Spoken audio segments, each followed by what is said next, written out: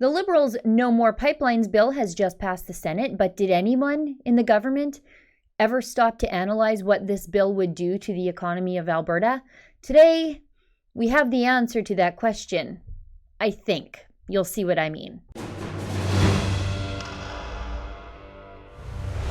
The Liberals' pipeline-killing, project-blocking Bill C-69 has just cleared the Senate. And this bill is a disaster for Canada's oil patch and for any company even remotely thinking about investing here in Canada. The industry advocates at Suits and Boots had a really great analysis of all the problems with Bill C-69, which now extends timelines for reviews and will allow just about any ill-informed anti-energy crank a seat at the table to complain about just how bad pipelines really are. But I think the worst of all these changes are outlined here. The bill contains a clause that will require new resource projects to be scrutinized according to the intersection of sex and gender with other identity factors. And secondarily, the bill clearly gives the federal environment minister added discretionary power on deciding whether a project goes ahead or not. Foreign investors will clearly see this for what it really is, a vague, long, expensive, and politically motivated decision-making process. So, C-69 puts everything through a gender-based analysis for some reason, because what gender even is a pipeline, and it also moves the previous scientific and safety standards for approvals aside in favor of partisan federal cabinet motives. It won't be experts weighing the merits and risks of energy infrastructure anymore. Those decisions will now be left in the capable hands of politicians like Catherine Climate Emergency McKenna. This bill is really a closed for business sign to the world, while our neighbors to the south are drilling, fracking, building pipelines, and exporting energy at rates we've never seen before. The Liberals think it's important to examine each and every project to see if it hurts the feelings of a gender identity group. It's so important to the Liberals that they gutted the old approval system to include the examinations of such things. But do the Liberals even bother to examine whether this stupid new law hurts the economy of Alberta, where people of all gender identities need jobs immediately?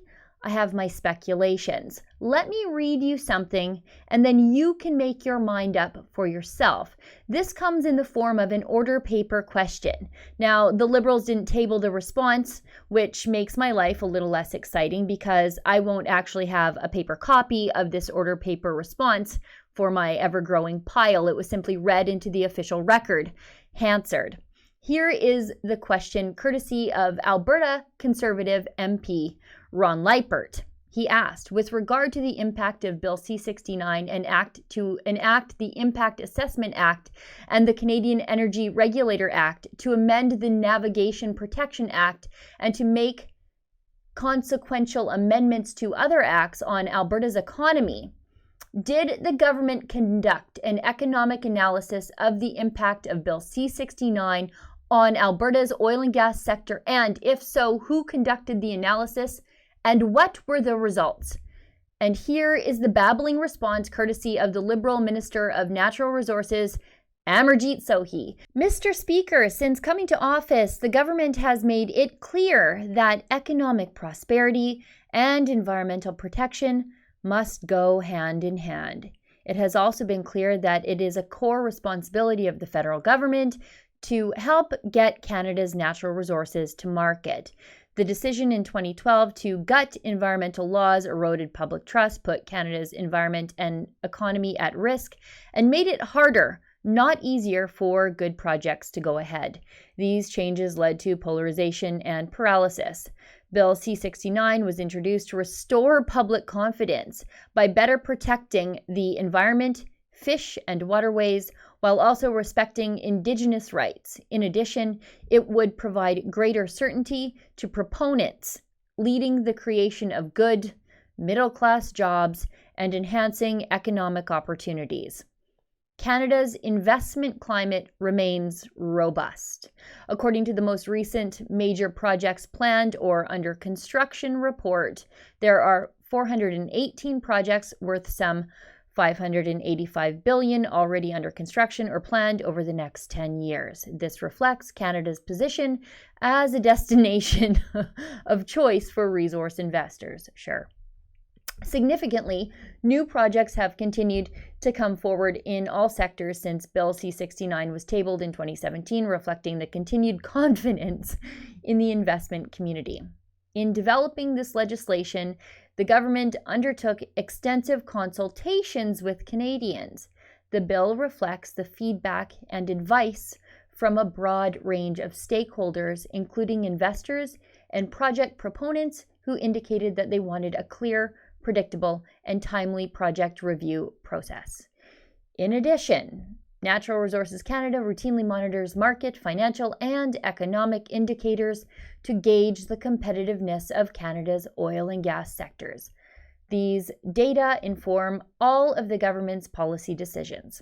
I think we're all a little dumber for me having spent the last 2 minutes reading that mindless mumbo-jumbo, and the only thing I really learned is that the Liberals are still in the business of blaming Stephen Harper for problems they've created on their own watch.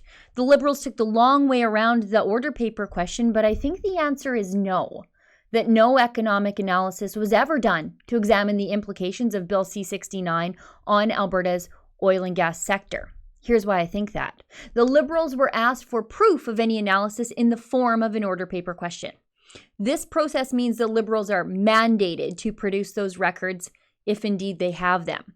So I speculate that either the Liberals did the analysis and it didn't turn out the way they'd hoped, so they're sitting on it in breach of parliamentary procedure, or the Liberals didn't bother to do it at all.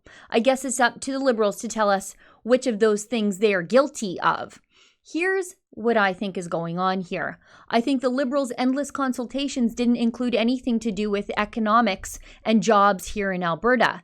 The Liberals just don't care about us. But for the record, we are submitting an access to information request to the government just to make sure. We want to know exactly what went on, and if so, why the impact on Alberta's oil and gas sector wasn't even a consideration. We'll keep you in the loop.